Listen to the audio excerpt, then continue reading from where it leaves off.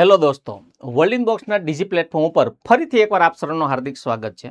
આપણી જે સિરીઝ છે ઓગસ્ટ ક્રાંતિ, જેની અંતર્ગત અત્યાર સુધીમાં આપણે 12 પેપર સોલ્વ કરી ગયેલા છીએ. તો અત્યારે વાત કરવા જઈએ છીએ પેપર નંબર 13ની. તો જોઈએ પ્રશ્ન નંબર પહેલા સાથે કે પેપર નંબર 3 ની અંદર આપણને આપેલું છે 13 ની અંદર કે નીચે આપેલા 12 ગ્રાફમાં 6 વર્ષોમાં 2 કંપની દ્વારા બાઇકનું ઉત્પાદન દર્શાવે છે. હવે આજે કંપની જે છે એની અંતર્ગત આપણને એવો પ્રશ્ન આપેલો છે કે આપેલ 6 વર્ષમાં કંપની એ અને બી દ્વારા બાઇકના કુલ ઉત્પાદનનો ગુણોત્તર શોધો. હવે તમે એ વસ્તુ વિચારો તો અહીંયા અલગ અલગ પ્રકારના વર્ષ છે, Y1, Y2, 3, 4, 5 અને 6, એટલે આ 6 પ્રકારના વર્ષ છે, જેની અંતર્ગત 2 પ્રકારના બાઇક છે, એમાં એ બાઇક છે અને બી બાઇક છે. આના આપણે અલગ અલગ પ્રકારના વર્ષોનો ગુણોત્તર શોધવાનો છે. તો સ્પેશિયલી પહેલી એક બાબત એમાં જુઓ તો પહેલા એ નો સરવાળો કરી લ્યો, ત્યારબાદ બી નો સરવાળો કરી લ્યો, ત્યારબાદ બે નો ગુણોત્તર શોધવામાં આવે.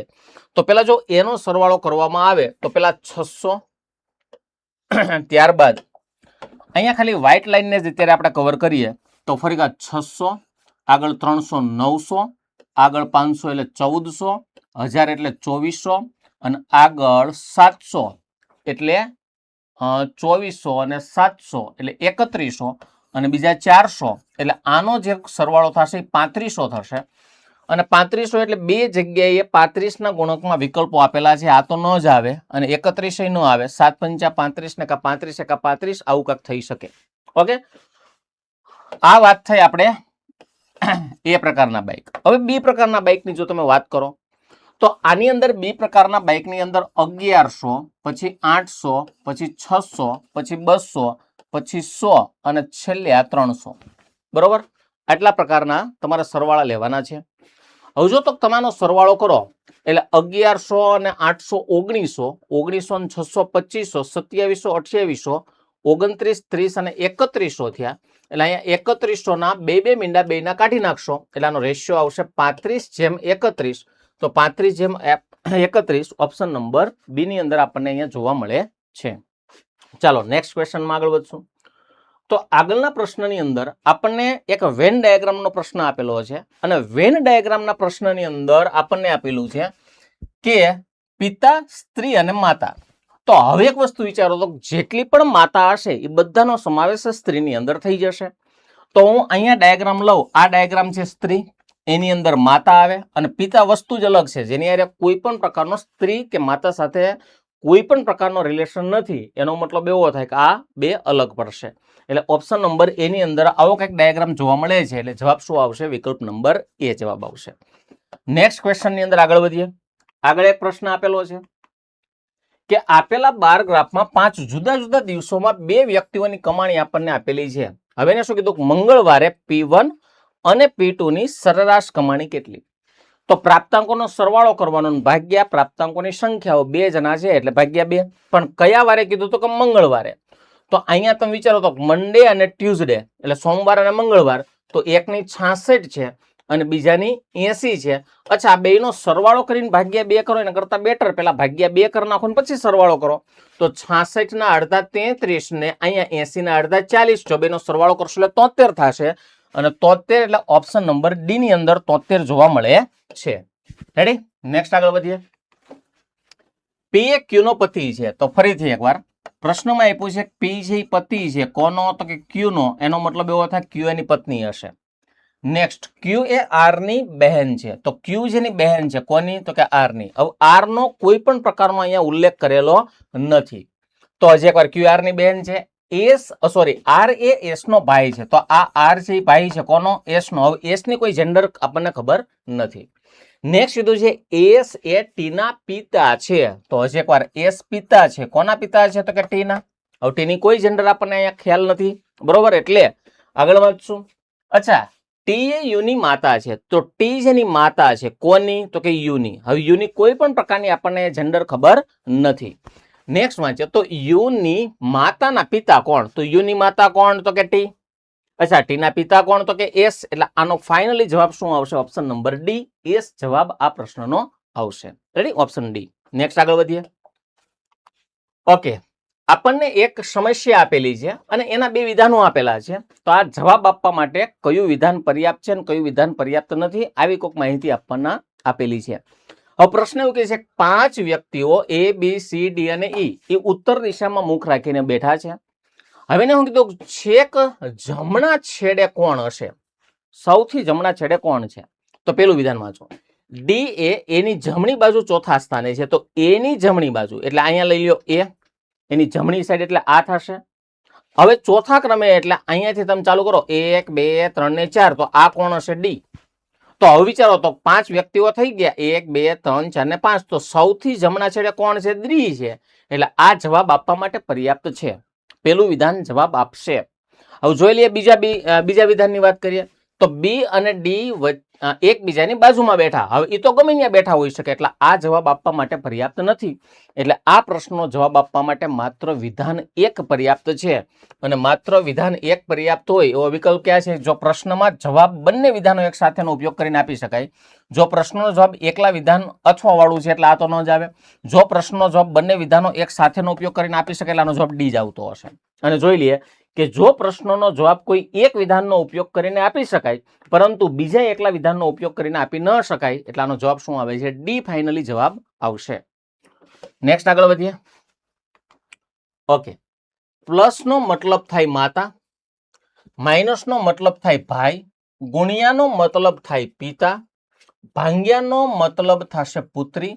તો આપણે ચેક કરવાનું છે કે એક સમીકરણ આપ્યું છે H plus J minus F ગુણ્યા E ભાંગ્યા K અને પ્લસ T. આવડું એક મોટું સમીકરણ આપણને આપેલું છે. કાંઈ વાંધો નહીં, ભલે આપેલું છે. હવે એક વસ્તુ શું કીધું તો H નો T સાથેનો સંબંધ શું થાય? એટલે આપણે T બની અને H ને બરકવાનો છે, બોલાવવાનો છે. ઓકે, હવે જો તો સમીકરણ મૂકી દઈએ તો પ્લસ એટલે માતા એટલે અહીં મૂકી દો માતા. તો અહીં એક પ્લસ છે એટલે અહીં મૂકી દો માતા. નેક્સ્ટ માઇનસ એટલે ભાઈ એટલે અહીં મૂકી દો ભાઈ. નેક્સ્ટ ગુણ્યા એટલે પિતા એટલે અહીં મૂકી દો પિતા. અને ભાંગ્યા એટલે પુત્રી તો અહીં મૂકી દો પુત્રી. બરોબર, આવી રીતે કંઈક થશે. ઓકે, હવે છે ને એક વસ્તુ વિચારો તો સૌપ્રથમ T છે. આપણી મમ્મી કોણ? તો કે K. અચ્છા, મમ્મીની દીકરી એટલે આપણી બહેન કોણ? તો કે E. અચ્છા, બહેનના પિતા એટલે આપણા પપ્પા કોણ? તો કે F. અચ્છા, F ના ભાઈ એટલે આપણા કાકા કોણ? તો કે J. અને J ની માતા એટલે કાકાની માતા એટલે આપણી દાદી થાય. એનો મતલબ એવો થાય કે આમાં ઓપ્શન આવશે દાદી એટલે જવાબ આવશે D. ઓકે, નેક્સ્ટ આગળ વધીએ. નીચે આપેલા પ્રશ્નમાં ખૂટતી સંખ્યા શોધો. તો અહીં વિચારો તો 3 છે, અહીંયા 4 છે, અહીંયા 17 છે, અહીંયા 154 છે અને ખાલી જગ્યા છે. હવે જો તો ગેપ લેવા જઈએ તો અહીંયા ગેપ સૌથી મોટો થઈ જાય છે એટલે ગેપ નહીં ગુણાકારનો રિલેશન ગોતો તો આવું કહી શકાય 3 એકા 3 ને પ્લસ 1. બરોબર. નેક્સ્ટ 4 ના ઘડિયામાં આજુબાજુમાં 17 આવતા હોય તો કે ચોકો 16 અને 17. હવે કીધું 17 9 153 અને +1. બરોબર, 17 9 153 ને એક ઉમેર્યો એટલે 154. તો અહીંયા છે ને 1 નો વર્ગ આવ્યો, 2 નો વર્ગ 4, 3 નો વર્ગ 9. તો હવે 4 નો વર્ગ 16 કરી અને +1 કરવાના થાય.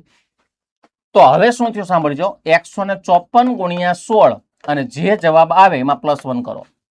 તો એકમના અંક સાથે હાલો તો કે 6 ચોક 24, 24 ને 1 25. તો એકમનો અંક 5 હોય ને એવો જવાબ હોય તો એકમનો અંક 5 હશે ને એવો જવાબ એક જ છે. કયો? D જવાબ રહેલો છે.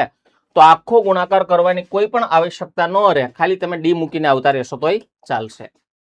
ઓકે, નીચે આપેલા 12 ગ્રાફ 5 જુદા જુદા દિવસોમાં 2 વ્યક્તિઓની કમાણી બતાવે છે. હવે એક વસ્તુ વિચારો કે આપેલા તમામ 5 દિવસમાં P2 માટે દરરોજની સરેરાશ કમાણી કેટલી? એટલે P2 માટે દરરોજની સરેરાશ કમાણી. ઓકે, તો એનો મતલબ એવો થાય કે આ પ્રશ્નમાં ખાલી P2 એટલે ડાર્ક 120, 80, 92, 76 અને 38 આનો સરવાળો કરવાનો થાય. અને ડિવાઇડેડ બાય સરેરાશ છે એટલે 1 2 3 4 ને 5 ડિવાઇડેડ બાય તમારે 5 કરવાના થાય. તો સરવાળો કરો તો 120 ની અંદર 80 નાખો એટલે 200 અને બીજા 92 એટલે 292 થયા. અને એક 38 ને 76 એટલે 76 અને 38 આનો સરવાળો કરી નાખો.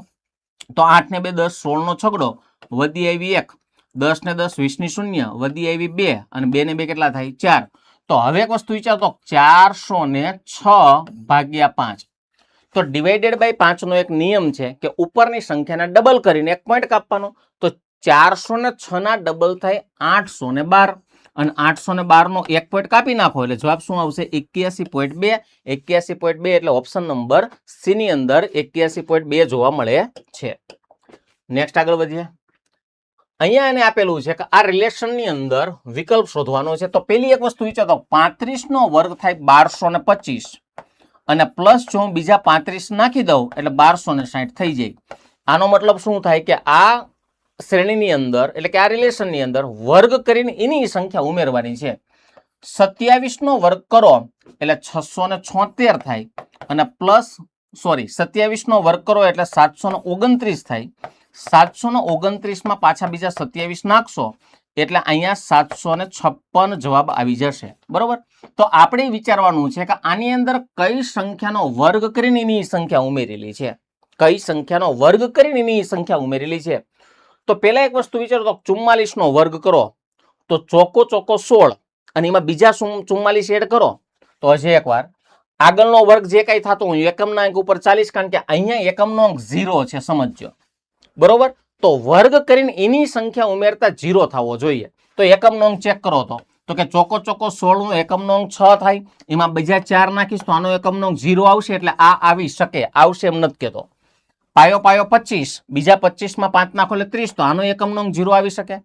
આગળ 47 ની અંદર જુઓ તો એકમનો અંક 7 છે 77 49 નો નવડો અને બીજા 7 એડ કરો એટલે 56 નો છગડો એકમ આવે એટલે આ જવાબ નો આવશે.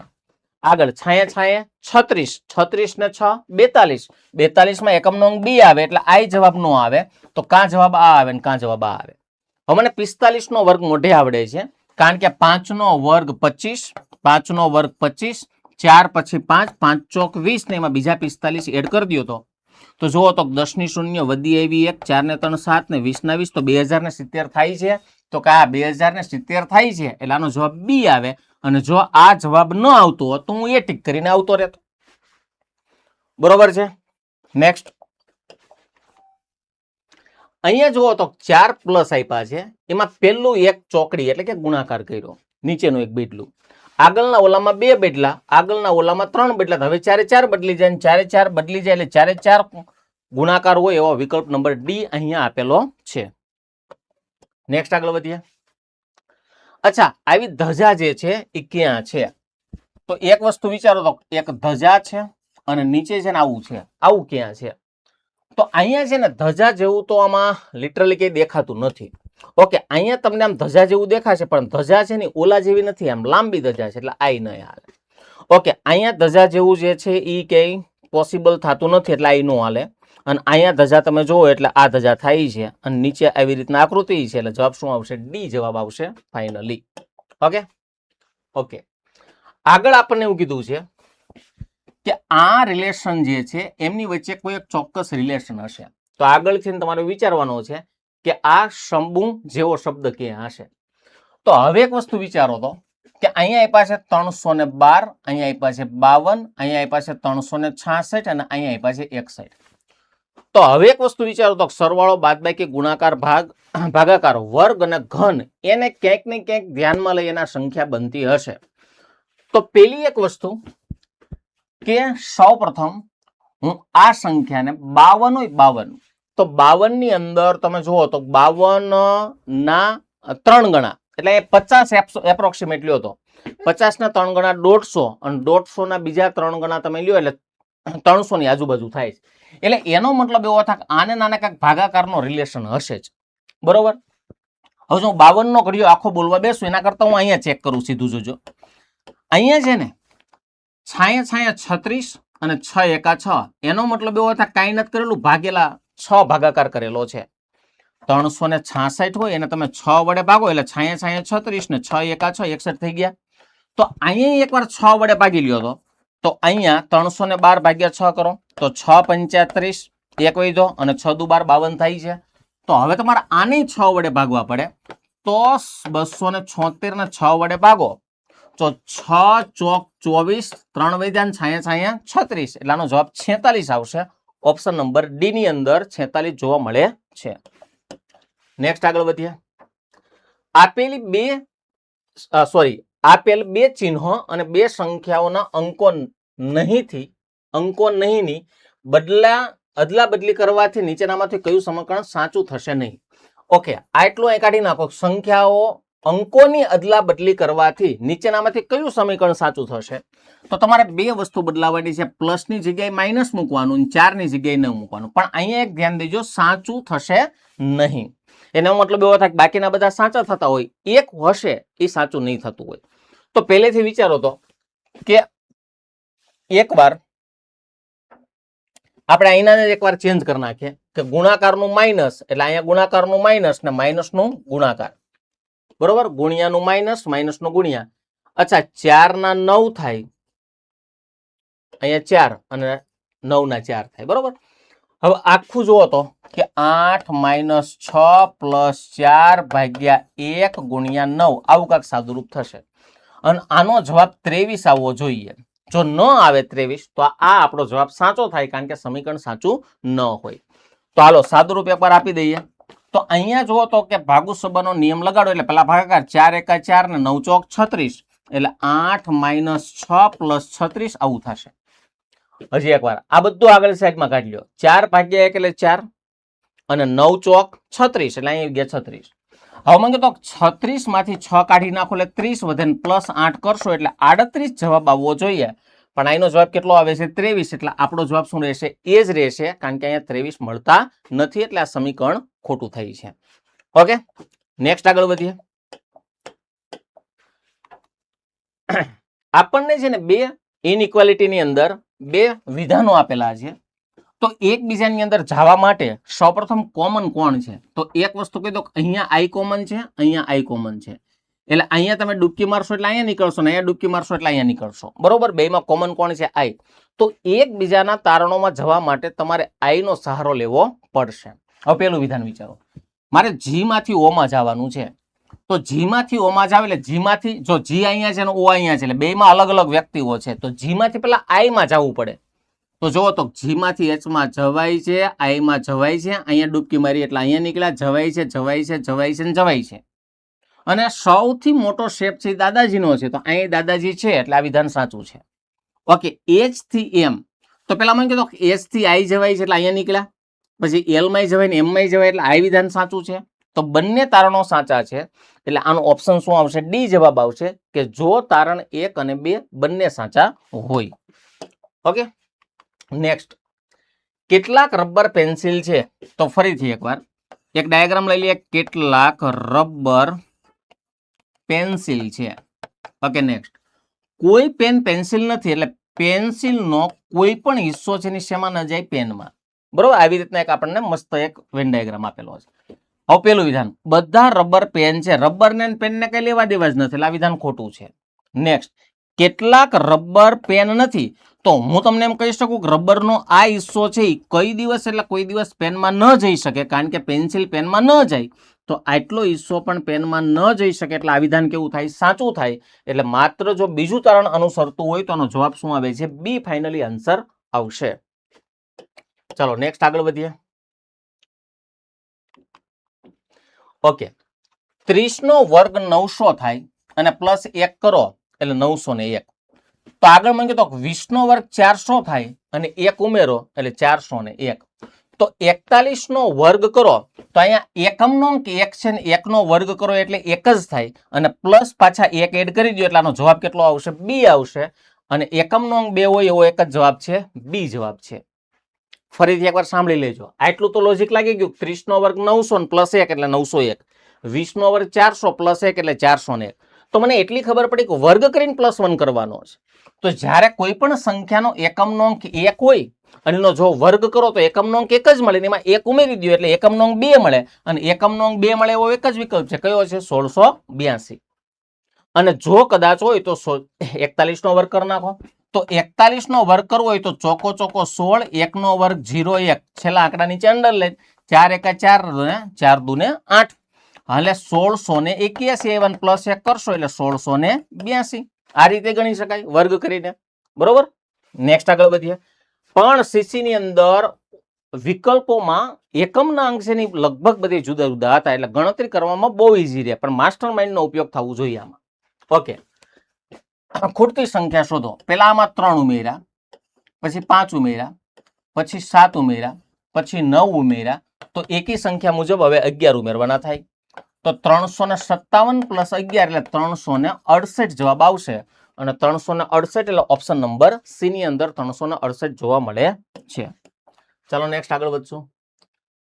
ઓકે, હવે જુઓ તો આકૃતિ એકવાર જુઓ તો આકૃતિની અંદર એક ચોરસ છે, એક મોટું ત્રિકોણ છે, એક નાનું ત્રિકોણ છે, અને એક ક્વેશ્ચન માર્ક છે. તો પેલા ક્વેશ્ચન માર્કની વાત કરો તો ક્વેશ્ચન માર્ક ક્યાં ક્યાં ગયું? તો અંદર આવ્યું, બહાર આવ્યું, અંદર આવ્યું, બહાર આવ્યું. તો હવે ક્વેશ્ચન માર્ક અંદર હોય તો અંદર ક્વેશ્ચન માર્ક હોય એવો આ વિકલ્પ નથી. અહીંયા છે, અહીંયા તો બહાર છે, અને અહીંયા છે. બરોબર, એટલે બે જગ્યાએ ક્વેશ્ચન માર્ક અંદર છે. હવે એક વસ્તુ વિચારો તો બે આકૃતિમાં ચેન્જ શું છે? તો આ ત્રિકોણ મોટું ઉપર છે, ઓલું કોર્નરમાં છે. જો તો મોટું ત્રિકોણ ક્યાં ક્યાં આવશે? તો અહીં જો નીચે હતું, બરોબર, પછી અહીંયા આવ્યું. ફરીથી એકવાર આ શેપ મુજબ ત્રિકોણ પેલા કોર્નરમાં આવ્યું, પછી વચ્ચે આવ્યું, હવે ઉપર આવ્યું. તો હવે હાવ ઉપર આવશે, તો સાવ ઉપર આવે એવું બી છે, એટલે ડી નીકળી જશે. એટલે આનો જવાબ શું આવશે? બી જવાબ આવશે. ઓકે, નેક્સ્ટ આગળ વધીએ. ઓકે, જોજો 26 નો વર્ગ છે ની 676 થાય, અને એક કાઢી નાખો એટલે 675. મેં તમને અગાઉ કીધું છે 35 સુધીના વર્ગ કડકડાટ કરી નાખો. 15 નો વર્ગ 225 થાય, એક કાઢો એટલે 224 થાય. તો 35 નો વર્ગ 1225 થાય, અને એક કાઢો એટલે 1224 થાય. એટલે આ પ્રશ્નનો જવાબ શું આવશે? ડી ફાઇનલી જવાબ આવશે. Okay, next. અહીંયા છે ને બે સમીકરણો આપ્યા છે. આપણે શોધવાનું છે કે નીચેનામાંથી કયું સમીકરણ સાચું છે. ઓકે, હવે પેલું સમીકરણ જુઓ તો કે 15, 18, 40, 35 અને 5, અને આનો જવાબ 293 થવો જોઈએ. બરોબર, હવે જુઓ તો ઈનો અર્થ ગુણાકાર છે, એટલે ઈનો અર્થ મૂકી દો ગુણાકાર. એફ નો અર્થ પ્લસ છે, એટલે મૂકી દો પ્લસ. એચ ઓકે, એચ નો અર્થ માઇનસ છે, અને જી નો અર્થ તો હમણાં અહીંયા ભાગાકાર જ વધશે. તો પેલા ગુણાકાર કરો. હવે 18 ગુણ્યા 15 કરવા માટે પેલા 18 ગુણ્યા 10 કરે એટલે 180. 18 પંચા 90, 180 ને 90 એટલે 270. એટલે આનો ગુણાકાર 270 થઈ ગયો, પ્લસ 40 ને 40 માઇનસ 7 પંચા 35. હવે કીધું 270 અને પ્લસ અહીંયા મને કહ્યું તો કે 40 માંથી 7 કાઢી નાખો એટલે 33 થાય, અને આમાં 33 એડ કરો એટલે 3 ના 3, 7 ને 3, 10 ને 0, વધી એવી 1 અને 2 ને 1 3, 303 થવા જોઈએ. એનો મતલબ એવો થાય 293 થાય છે, એટલે આ વિધાન ખોટું થાય. નેક્સ્ટ બીજું વિધાન ચેક કરી લઈએ. હાલો, પેલું વિધાન તો ખોટું પડ્યું. હવે 20, 5, 7, 13 અને 17, જોઈએ આ વિધાન સાચું છે ખોટું. પેલા આવ્યો જી, તો જી એટલે ભાગાકાર. પછી આવ્યો ઈ, અચ્છા ઈ એટલે ગુણાકાર. પછી આવ્યો એફ એટલે પ્લસ, અને એચ એટલે માઇનસ. હવે જો તો 5 ચોક 20, તો 4 વધ્યા, અને 7 ચોક 28, એટલે અહીંયા 28 છે. હવે મને કહો અહીંયા પ્લસ છે, પ્લસ 13 છે, માઇનસ 17 છે. તો 13 માંથી 17 કાઢી નાખો એટલે અહીં વધે કેટલા? 4. પણ 4 કેવા મોટાનું ચિહ્ન હોય લાગે એટલે અહીં માઇનસ લાગશે, 17 મોટો છે. અને 28 માંથી 4 કાઢો એટલે 24 થાય, ને અહીંયા 24 મળે છે. એટલે બીજું વિધાન સાચું છે. એટલે બીજું વિધાન સાચું હોવાના નાતે આનો જવાબ શું આવશે? સી, માત્ર 2. નેક્સ્ટ આગળ વધીએ. નીચે આપેલા કોષ્ટકમાં બે વિદ્યાર્થીઓએ 6 વિષયોના ગુણ બતાવે છે. હવે એને હું કીધું એ અને બી ના બંને વિદ્યાર્થીઓએ ક્યુ માં મેળવેલા સરેરાશ ગુણ કેટલા? કોના કોના? એ અને બી ના. તો એ અને બી ના કયા વિષયમાં? તો કે ક્યુ માં. એટલે આમાં સરેરાશ માર્ક શોધવાના છે. તો સરેરાશ શોધવા માટે પ્રાપ્તાંકોનો સરવાળો છેદમાં 2, કારણ કે 2 પરિણામ છે, પણ ઊંધો 40. 40 ના અડધા 20 થાય, અને 110 ના અડધા 55 થાય. સરવાળો કરી નાખો એટલે 75 જવાબ આવશે. અને 75 એટલે ઓપ્શન નંબર બી ની અંદર 75 જોવા મળે છે, કારણ કે આ તમારે ખાલી સરવાળાના છેદમાં સંખ્યા લેવાની થાય. ઓકે, પણ અડધા કરીને સરવાળો કરો ને તો વાંધો ન આવે, એમ થોડુંક ઈઝી પડી જાય. નેક્સ્ટ અહીંયા છે ને 125 અને 50, તો 125, નેક્સ્ટ 25 અને બીજા 50. અહીંયા આપ્યા છે 100, નેક્સ્ટ 72 અને નેક્સ્ટ 14. હવે પેલા મુજબ તો છે ને અહીંયા 125 છે, એ 5 નો ઘન છે. પણ આવી રીતે એક કદાચ જો કરવું હોય તો કરી શકાય, કારણ કે ઘન છે પણ અહીંયા વર્ગ છે એટલે વર્ગ ઘનની તો વાત નથી. તો 125 કરવા હોય ને તો 25 તો છે જ મારી પાસે, તો 50 ના ડબલ 100 થાય. તો હું કહી શકું કે છેલ્લી સંખ્યાના ડબલ અને પ્લસ એમાં આગળની સંખ્યા ઉમેરવાની. હવે જો તો આગળ એડ થાય, એપ્લાય થાય છે કે નહીં? તો 14 ના ડબલ કેટલા થાય? 28. આગળની સંખ્યામાં 28 એડ કરો તો 10 ની 0 વધી પડી 1 ને 7 ના 3 10. બરોબર છે, 10 100 મેચ થઈ જાય છે. તો એનો મતલબ એવો થાય કે પાછળની જે સંખ્યા હોય એને ડબલ કરી નાખવાની અને આગળની સંખ્યામાં ઉમેરી દેવાની. હવે મને કહો તો 4 ના ડબલ કેટલા થાય? 8. અને 28 માં 8 નાખો એટલે 36 થઈ જાય. એટલે આનો જવાબ શું આવે છે? એ જવાબ આવે છે. બીજો વિકલ્પ વિચારો. 20 ના ડબલ કેટલા થાય? 40. 40 માં 4 નાખો એટલે 44. આપણે 36 કરવાના હતા એટલે એ નો આવે. 23 ના ડબલ જ 46 થઈ જાય તો 28 ક્યાંથી આવે? એટલે એ તો નો જ આવે. 8 ના ડબલ 16 થાય. 16 માં 10 નાખો એટલે 26 થાય અને 26 થાય એટલે આનો જવાબ નો આવે. એટલે આનો જવાબ ફાઇનલ શું આવશે? એ જવાબ આવશે. નેક્સ્ટ, કેટલાક જે ટી છે, જો અહીંયા 3 તારણો આપ્યા છે. તો ફરી એકવાર કેટલાક જે છે, આ જે છે કેટલાક શું છે? ટી છે. નેક્સ્ટ, બધા ટી એલ છે, એટલે જેટલા પણ ટી છે એ બધા ટી શું છે? એલ છે. નેક્સ્ટ વાંચીએ. હવે તારણો વાંચીએ. કેટલાક એલ જે છે, શું કેટલાક એલ છે જે છે? તો કે આ છે, બરાબર, કારણ કે જેનો અમુક હિસ્સો એલ માં જાય છે. કેટલાક ટી જે છે, તો કેટલાક ટી જે છે ઈ જે છે, તો આ વિધાન સાચું છે. અને નેક્સ્ટ, કેટલાક એલ ટી છે એટલે એલ ના અમુક હિસ્સો ટી માં જાય છે, એટલે આ વિધાન સાચું છે. એટલે ત્રણેય વિધાનો સાચા હોવાના નાતે ઓપ્શન નંબર એ જવાબ આવશે કે બધા તારણો અનુસરે છે. અને બધા તારણો અનુસરે છે એટલે જવાબ એ આવશે. ઓકે, આગળ વધ્યા. એને કીધું છે કે આપેલી બે સંખ્યાઓ અને બે ચિહ્નોની અદલા બદલી કર્યા પછી અનુક્રમે સમીકરણમાં 1, 2 અને 3 ના મૂલ્યો શું હશે? હવે પેલી એક વસ્તુ વિચારો તો કે તમારે પ્લસ ની હારે માઇનસ ચેન્જ કરવાનું અને 2 ની હારે 8 ચેન્જ કરવાનું. તો એક વસ્તુ અહીં જોઈ લો તો પ્લસ છે, પ્લસ એનું શું થઈ જાય? માઇનસ, અને માઇનસ છે એનો જવાબ શું થઈ જાય? પ્લસ. બરોબર. અચ્છા, આઠડાની જગ્યાએ બગડો લાગી જાય અને બગડાની જગ્યાએ આઠડો લાગી જાય. હવે આનું સાદું રૂપ આપો તો કે 3 - 2 × 4 + 8 / 1. આવું કાંક થઈ ગયું. મેં બધાને ચેન્જ કરી નાખ્યા. બરોબર. હવે એક વસ્તુ વિચારો તો ભાગાકારના નિયમ અનુસાર 8 / 1 એટલે 8 જ થશે. એટલે 3 - હવે કીધું 4 × 2 = 8 + 8 / 1 એટલે 8. તો 8 8 ઉડી જાય, આનો જવાબ કેટલો આવશે? 3. એટલે પહેલા સમીકરણનો જવાબ 3 આવે. તો પહેલા સમીકરણનો 3 જવાબ હોય એવા બે વિકલ્પો છે, કા એ હોય ને કા બી હોય ને કા સી હોય. હવે મને કહેતો બેમાં આ એક બીજું સમીકરણ સોલ્વ કરી લેશું તોય ખબર પડી જશે. તો હવે પાછું એક વસ્તુ વિચારો તો કે પ્લસ નું માઇનસ, માઇનસ નું પ્લસ, એટલે આ બે એકબીજા હારે ઇન્ટરચેન્જ થાય. તો માઇનસ નું પ્લસ થાય, પ્લસ નું માઇનસ થાય. અને અહીંયા આઠડો રહેશે, અહીંયા બગડો આવશે, બાકી બધા એમ નામ રહેશે. તો શું થયું? 4 × 8 આ બાજુ આવતો એટલે તમને દેખાય. તો ફરી દેખા 4 × 8 / 2 + 6 - 7 આવું કાંક થાય છે. બરોબર. હવે સાદું રૂપ આપો તો 8 / 2 એટલે 4 ચોકો ચોકો 16 + 6 - 7. ઓકે.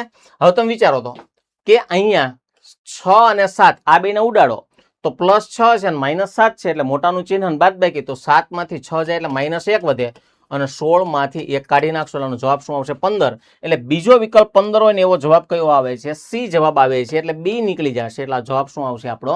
સી. એટલે હવે તમારે છે ને આ સમીકરણ સોલ્વ કરવાની કોઈ રિક્વાયરમેન્ટ નથી રહેતી, ખાલી બે સમીકરણથી તમને જવાબ મળી જાય છે. ઓકે, નેક્સ્ટ આગળ વધીએ. ઓકે, અહીંયા છે ને એક ખૂટતી આકૃતિ છે. આકૃતિની સંપૂર્ણતા. તો પેલા એક વસ્તુ વિચારવાની છે કે આ આકૃતિ જે ખૂટે છે ત્યાં કયો ભાગ આવશે? તો પેલા એક વસ્તુ વિચારો, જો અહીંયા છે ને વ્હાઈટ આ બાજુ, વ્હાઈટ આ બાજુ, તો ઓલામાં વ્હાઈટ ઓલી સાઈડ છે પણ ઊંધું થઈ જશે ને વ્હાઈટ ઈ સાઈડ રહેશે. એટલે ત્રિકોણ જે છે, સોરી પંચકોણ, એ ઊંધું થઈ જશે ને વ્હાઈટ આ સાઈડ રહેશે. તો ઊંધું થઈ જાય અને વ્હાઈટ ઓલી સાઈડ રે, ઊંધું થઈ જાય અને વ્હાઈટ ઓલી સાઈડ રે, એટલે આવા બે વિકલ્પો છે. રેડી? ઊંધું અને વ્હાઈટ ઓલી સાઈડ. હવે એક વસ્તુ વિચારો તો આ એરો છે ને અહીંયા સુધીનો રહેશે. એટલે એક એરો છે ને એ જમણી સાઈડ ક્રોસમાં નીકળે છે. અહીંયા જો તો કે એરો ડાબી સાઈડ નીકળે છે. એટલે આઈ નું આવે તો આનો જવાબ શું આવશે? ડી જવાબ આવશે, કારણ કે અહીંયા એક એરો નીકળે છે. બાકી તમારે કંઈ ચેક કરવાની જરૂરિયાત રહેતી નથી, કારણ કે જવાબ તમને મળી જાય છે. ઓકે, નેક્સ્ટ આગળ વધીએ. અહીંયા આપણને આપ્યું છે કે નીચેની દરેક સમસ્યામાં એક પ્રશ્ન છે, બે વિધાનો છે. અત્યારે રતન ઇમરાન કરતા 2 વર્ષ મોટો છે. તો ફરીથી રતન કોના કરતા? ઇમરાન કરતા. એટલે લખનું ઇમરાન આના કરતા આ વ્યક્તિ 2 વર્ષ મોટો છે. રેડી? નેક્સ્ટ વાંચીએ. એને કીધું છે કે ઇમરાન નદીમ કરતા ઉંમરમાં બમણો છે. તો ઇમરાન આ એક વ્યક્તિ આપ્યો છે નદીમ. તો નદીમ કરતા આ વ્યક્તિ છે ને એ મને કીધું કેવો છે? બમણો છે. રેડી? આવી રીતના મને એક વાક્ય આપેલું છે. તો ફરીથી એકવાર, નદીમ કરતા ઇમરાન બમણો, ઇમરાન કરતા રતન 2 વર્ષ મોટો. હવે ને પેલું વિધાન શું આપ્યું કે રતન, ઇમરાન અને નદીમ આ બધાની હાલની કુલ ઉંમર છે એની 27 વર્ષ છે. તો આ બધાના ઉંમરનો સરવાળો કેટલા વર્ષ છે? 27. હવે તમે એક વસ્તુ વિચારો તો કે નદીમ કરતા આ ઇમરાન બમણો, ઇમરાન કરતા રતન 2 વર્ષ મોટો. તો હું તમને એમ કહી શકું કે રતનના જો 2 વર્ષ ઘડિકામાંથી કાઢી નાખું એટલે 25 વર્ષ વૈધા, તો હવે ઇમરાન અને રતન 2 હરખા હોય કે ન હોય? આજ ધારો કે તમે મારા કરતા 2 વર્ષ નાના હોય, હું તમારા કરતા 2 વર્ષ મોટો છું, તો હું 2 વર્ષને ઘડીક સાઈડમાં કાઢી નાખું તો આપણા બેની ઉંમર સમાન થઈ જાય. બરોબર? તો અહીંયા રતનના 2 વર્ષ વધારાના હતા એ મેં સાઈડમાં કાઢી નાખ્યા. એનો મતલબ એવો થાય ઇમરાન અને રતન 2 સરખા વર્ષના થયા. હવે તમે વિચારો તો નદીમ 1 ભાગનો હોય તો એના કરતા બમણો એટલે ઇમરાન 2 ભાગનો હોય, અને એના જેવડો ને જેવડો રતન એટલે એ 2 ભાગનો હોય. તો હવે મેં કીધું કે આ 25 જે વૈધા એને હું 2:2:1 ના પ્રમાણમાં વહેંચી શકું છું. એટલે આપણને ઇમરાનની ઉંમર મળી શકે. શું કામ ન મળી શકે? મળી શકે. તો પહેલા પ્રશ્ન ઉપરથી અહીંયા ઇમરાનની ઉંમર મળશે. કેટલી ઉંમર છે તમારે શોધવાની નથી, બસ મળે છે. નેક્સ્ટ, એટલે પેલા વિધાન ઉપરથી આપણને જવાબ મળે છે. નેક્સ્ટ, રતન નદીમ કરતા ઉંમરમાં મોટો છે. તો રતન ઉંમરમાં મોટો છે પણ એમાં ઇમરાનનો કોઈ ઉલ્લેખ જ નથી. એટલે આ વિધાન ખોટું છે. એટલે માત્ર પેલા વિધાનથી જવાબ આપે છે. તો પેલું વિધાન જોવો તો કે જો પ્રશ્નનો જવાબ બંને વિધાનો એક સાથે ઉપયોગ કરીને આપી શકાય. જો એકલા વિધાન 1 અથવા 2 નો, આમાં તો બેયના જવાબ મળતા હોય તો આવે. બરોબર? અલગ અલગ રીતે. જો પ્રશ્નનો જવાબ એકલા પહેલા વિધાનનો ઉપયોગ કરીને આપી શકાય પરંતુ એકલા બીજા વિધાનનો ઉપયોગ કરીને ન આપી શકાય, એટલે જવાબ શું આવશે? સી જવાબ આવશે. જો બંને વિધાનો એક સાથે પણ, એટલે કે સી પેલું વિધાન જવાબ આપે છે, બીજું આપતું નથી. ઓકે, નેક્સ્ટ આગળ વધીએ. આપણે ખૂટતી સંખ્યા શોધવાની છે. તો પહેલા એક વસ્તુ વિચારો તો આમાંથી આમાં આવવા માટે એને 3 માઇનસ કર્યા, અહીંયા 5 માઇનસ કર્યા, અહીંયા 7 માઇનસ કર્યા, અહીંયા 9 માઇનસ કર્યા. હવે 11 માઇનસ થાય તો 377 માઇનસ 11 એટલે 366 જવાબ આવે. 366 એટલે જવાબ શું આવશે? ઓપ્શન નંબર ડી ની અંદર 366 આપેલા છે. ચાલો નેક્સ્ટ આગળ વધશું. ઓકે, કેટલીક પેન્સિલ બેટ છે પણ પેન નથી. ઓકે, કેટલી પેન્સિલ બેટ છે એટલે કેટલી પેન્સિલ એટલે પેન્સિલનો એવો કયો હિસ્સો છે કે જે શેમાં આવવો જોઈએ? બેટમાં. એનો મતલબ એવો થાય કે બેટમાં આવવો જોઈએ. આ બેમાં હોય ને એવા 2 આંકડાઓ છે, એક 6 છે ને એક 18 છે. પણ એને શું કીધું? પણ પેન્સિલ નથી. એટલે પણ પેન નથી. એટલે પેન ન હોય એટલે ત્રિકોણમાં આવતો એને કાઢી નાખવો પડે. તો એક જ આંકડો વધે છે. કયો? 18 વધે છે. અને 18 ઓપ્શન નંબર બી ની અંદર જોવા મળે છે. ચાલો નેક્સ્ટ. હવે જુઓ તો કે ત્રણેયની અંદર કોમન કોણ કોણ છે? તો પહેલામાં અને બીજામાં કોણ કોમન છે? આર. બીજામાં અને ત્રીજામાં કોણ કોમન છે? વી. તો એનો મતલબ એવો થાય કે પહેલામાંથી બીજામાં આવવું હોય તો આર નો સહારો લેવો પડે, અને બીજામાંથી ત્રીજામાં આવવું હોય તો વી નો સહારો લેવો પડશે. હવે એક વસ્તુ જુઓ તો એસ થી ડી માં જવાનું છે. તો પેલા એસ થી હું આર માં જઈશ એટલે અહીંયા આવી ગયો. ફરીથી એકવાર એસ થી ડી માં જવાનું, તો જોજો એસ થી હું આર માં જઈ શકું છું. એટલે આર માં હું નીચે આવી ગયો, વી માં જઈ શકાય છે, પાછો નીચે આવી ગયો, જઈ શકાય. અને દાદાજીની હાજરી છે એટલે આ વિધાન સાચું છે. નેક્સ્ટ, આર થી સી માં જવું છે. તો આર થી એટલે અહીંયા છેક જવાનું છે એટલે આર થી વી માં જવાય છે, અહીંયા આવી ગયા, ત્યાંથી સી માં જવાય છે એટલે આ વિધાન સાચું છે, દાદાજીની હાજરી છે. ઓકે, એટલે બંને તારણો અનુસરે છે. તો આનો જવાબ શું આવશે? સી. કે જો તારણ 1 અને બંને તારણો સાચા હોય તો આનો જવાબ તમારે સી મૂકવાનો થાય. ઓકે, નેક્સ્ટ આગળ વધીએ. એ બી ના પિતા છે. તો ફરીથી એકવાર, એ છે ને એ પિતા છે. કોના પિતા છે? તો કે બી ના. હવે બી ની જેન્ડર મને કોઈ પણ પ્રકારનો ખ્યાલ નથી. બી એ સી ની બહેન છે. તો બી જેની બહેન છે કોની? તો કે સી ની. તો સી ની જેન્ડર નો કોઈ ખ્યાલ નથી. સી એ ડી ની માતા છે. તો સી જેની માતા છે કોની? તો કે ડી ની. બરાબર? ડી ની જેન્ડર નો હવે આપણને કોઈ ખ્યાલ નથી. ડી એ એની પત્ની છે. તો કે ડી જેની પત્ની છે કોની? તો કે ઈ ની. એનો મતલબ એવો થાય કે ઈ એનો પતિ હોય. તો ડી ની માતાના પિતા કોણ? તો ફરીથી ડી ની માતા કોણ? તો કે સી. ડી ની માતા કોણ? તો કે સી. અને સી ના પિતા કોણ? તો સી ના પિતા કોણ છે? તો કે એ છે. એનો મતલબ એવો થાય કે આનો જવાબ શું આવશે? એ, ઓપ્શન નંબર ડી. પણ અહીંયા આ એ ટીક કરીને નહીં આવતા હો, આ એ નહીં. એની અંદર તો વિકલ્પ બી છે, આપણે એ ટીક કરવાનો છે. એ ટીક સોરી, એ વિકલ્પ ક્યાં છે? તો કે ડી ની અંદર છે. એટલે એ બાબતોનું ખાસ ધ્યાન રાખવાનું છે. ઓકે, નેક્સ્ટ આગળ વધીએ. રોહિત 24 કિલોમીટર પ્રતિ કલાકની ઝડપે કાર ચલાવી રહ્યો છે. દર 19 કિલોમીટર થાય ને એટલે એ 17 મિનિટ કારને ઊભી રાખે છે. તો 144 કિલોમીટરનું અંતર કાપવા માટે કેટલો સમયગાળો લાગશે? પહેલા એક વસ્તુ વિચારો તો કે 144 કિલોમીટરનું અંતર કાપવાનું છે, બરોબર? 144. અને રોહિતની સ્પીડ કેટલી? તો કે ડિવાઇડેડ બાય 24 કિલોમીટર પ્રતિ કલાકની સ્પીડ કાપી નાખો. તો એનો મતલબ એવો થાય કે 1 કલાકમાં 24 કિલોમીટરનું અંતર કાપી નાખે. તો 24 એકા 24, 24 દુ 48, 24 તેરી 72, 72 ના ડબલ 144, એટલે 24 છક 144 થાય. જો એ વ્યક્તિ નોન સ્ટોપ આવેલો હોત ને, નોન સ્ટોપ, તો એનો મતલબ એવો થાય પેલા એના 6 કલાક તો થવાની જ હતી. ફરીથી એકવાર કહું છું કે 24 છક 144, એનો મતલબ એવો થાય કે એ જો નોન સ્ટોપ ચાલે તો એને 6 કલાક તો થાય જ.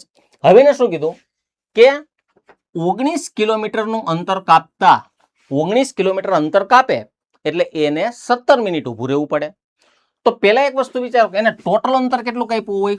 તો કે 144 અંતર કાપ્યું હોય. હવે ક્યારે ક્યારે ઊભો રહ્યો? તો કે 19 કિલોમીટર થાય એટલે ઊભો રહી જાય.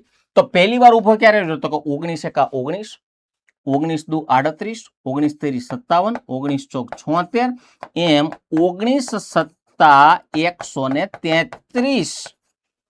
પછી 19 અઠ્ઠા કરશો એનો મતલબ એવો થાય કે 144 ને વધી જશે. તો અહીંયા હું એવું કહી શકું કે જ્યારે 19 કિલોમીટર ઊભો રહ્યો તો 19 એકા 19, 19 દુ 38, બીજી વાર 38 ઊભો રહ્યો હોય, ત્રીજી વાર 57 ઊભો રહ્યો હોય, ચોથી વાર 76 ઊભો રહ્યો હોય. તો 19 સત્તા 133 થાય. એનો મતલબ એવો થાય કે એ ટોટલ 7 વખત ઊભો રહ્યો હશે. તો હજી એકવાર 7 વખત ઊભો રહ્યો અને દરેક વખતે એને 17 મિનિટનો ટાઈમિંગ આપ્યો છે, એટલે ગુણ્યા તમે 17 કરી નાખો, બરોબર? હવે તમે જુઓ તો બધા ઓપ્શન છે ની મિનિટમાં છે, એટલે પહેલા મારે આ બધાને મિનિટમાં કન્વર્ટ કરવા પડે. તો જો ગાડી નોન સ્ટોપ ચાલે તો 6 કલાક થાય. 6 કલાકને મિનિટમાં કન્વર્ટ કરો એટલે 6×6 = 36, અહીંયા 360 મિનિટનો ટાઈમિંગ લાગે. હજી એકવાર કેટલા મિનિટનો ટાઈમ લાગે? 360. હવે જુઓ તો 7 7 49 નો નવડો વધીએ વિચાર, 7 એકા 7, 8 9 10 ને 11 એટલે 111, સોરી 119. હવે ટોટલ ટાઈમિંગ ગણો તો કે 9 ના 9, 6 ને 1 7 અને 3 ને 1 4 એટલે 479 મિનિટનો ટાઈમિંગ લાગેલો હશે. એટલે આનો જવાબ શું આવશે? એ જવાબ આવશે. તો હજી એકવાર રિપીટ કરી દઉં કે જો એ ગાડી નોન સ્ટોપ ચલાવે તો 6 કલાક થાય અને 6 કલાક એટલે એને મિનિટમાં કન્વર્ટ કરો એટલે 6×6 = 36, 360 મિનિટ એને એક્સ્ટ્રા એ થશે, સોરી નોન સ્ટોપ ચાલવાના. હવે 19 કિલોમીટર થાય એટલે ઊભો રહી જાય, એટલે 19 એકા 19, 19 દુ 38, 19 તેરી 57, એમ ચાલતા ચાલતા 144 ને નહીં વટવાના એટલે 19 સત્તા 133 થાય.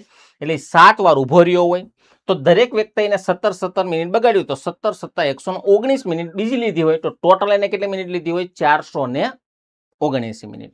ઓકે, નેક્સ્ટ આગળ વધીએ. વિનયે 76 પ્રતિ ડઝનના દરે 60 ડઝન પેનો ખરીદી. એમાંથી 20 ડઝન પેનો છે 20% નફાથી અને બાકીની 40% ડઝન પેનો છે એને 25% નફાથી વેચી, તો તેનો નફાની ટકાવારી કેટલી હશે?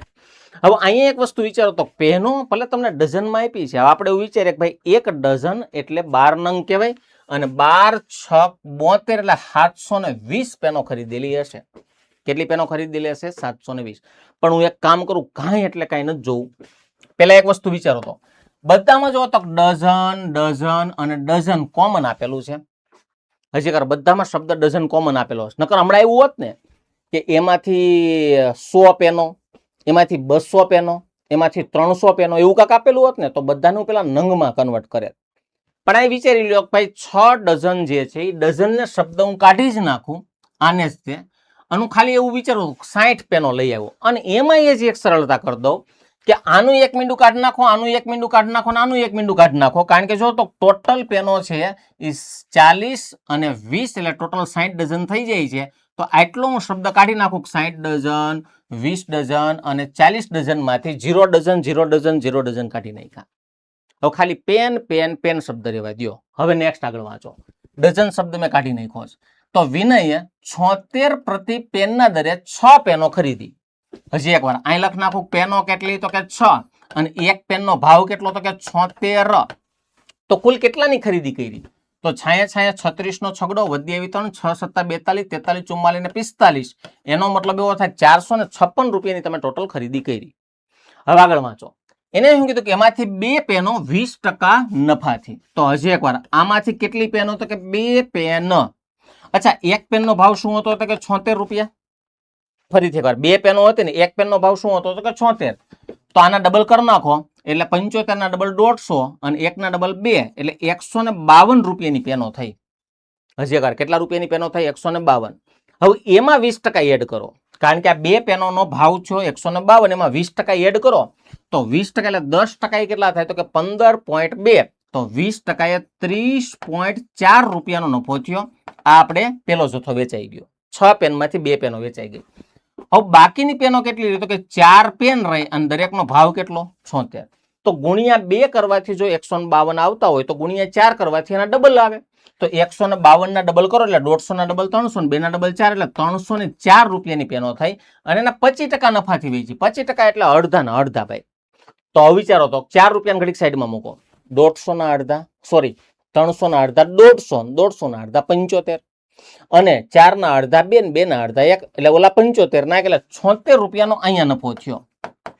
તો કુલ નફો કેટલો થયો? સરવાળો કરી નાખો.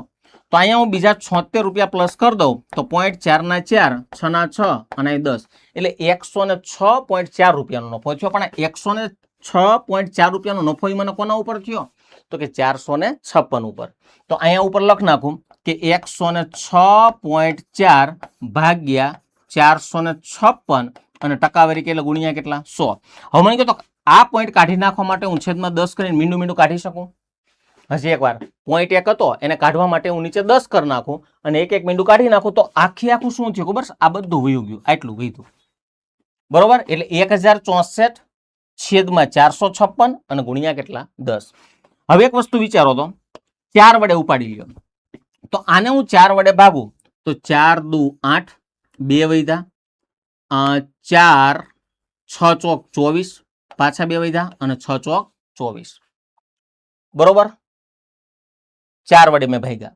હવે અહીં તમે 4 વડે ભાગો એટલે 4 એકા 4 અને 56 ના અડધા 28 ને 28 ના અડધા 14 એટલે 114 રૂપિયા થયા.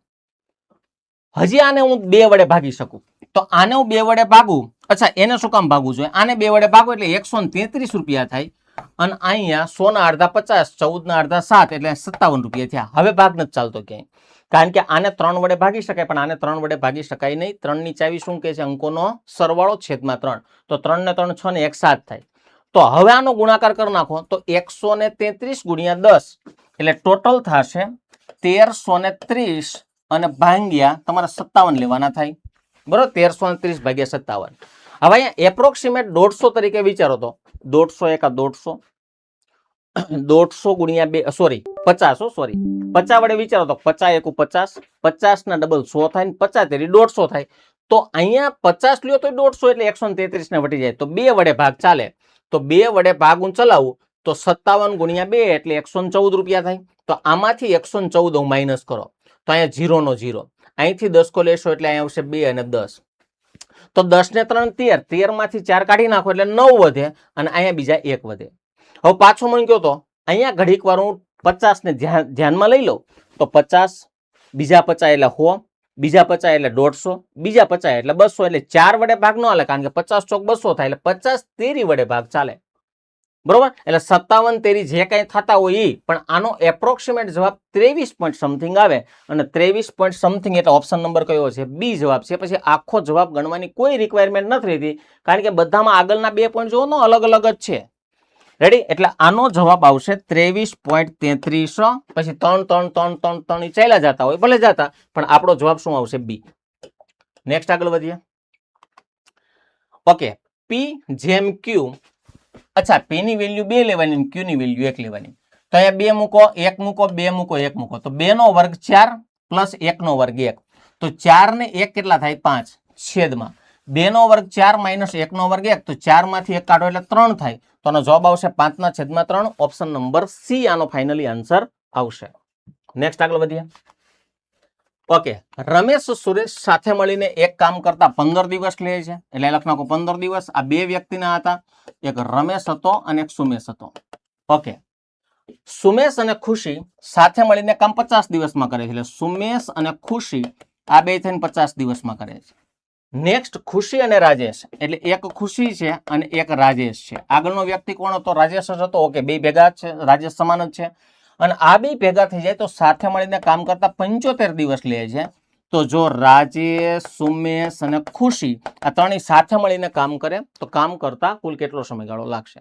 હવે જેટલા લોકો મારી પાસે ઓફલાઈન ની અંદર ભણી ગયેલા છે, તમને જો યાદ આવે તો હું સમય, કાર્ય અને વેતન જ્યારે ભણાવું છું ત્યારે એક પોઈન્ટ બહુ મસ્ત રીતે ભણાવું છું, ગુણ્યા 2 કરવા.